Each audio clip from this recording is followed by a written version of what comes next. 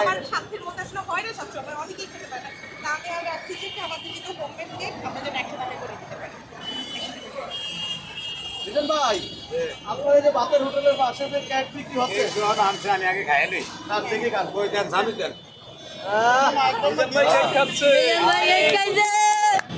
সবাই হাততালি দেন মিজান ভাইয়ের জন্য। আমরা কিনে না খেলে খাইবো কারা আগে মিজান ভাই যাত্রা করতেছে।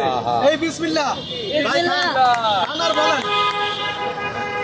ভাই আপনাকে খালি টিয়া কামে ধান্দা থাকেন না, আপনি তো খায়া চলতে খায় ভাই আপনি খান, আপনি খান, আমি তো লইতেছি আরেকটা দেন আরো দেন, আরো দেন। আপুরা কেক নিয়ে আসছে মিজান ভাইয়ের এখানে বিক্রি করার জন্য। মিজান ভাই দিয়ে আসলে উদ্বোধনটা করতেছে। হ্যাঁ, সবসময় থাকবে। আপনারা সবসময় থাকবেন তো আপনারা? মিজান ভাই দেন, মিজান ভাই। ভাই কেমন হয়েছে?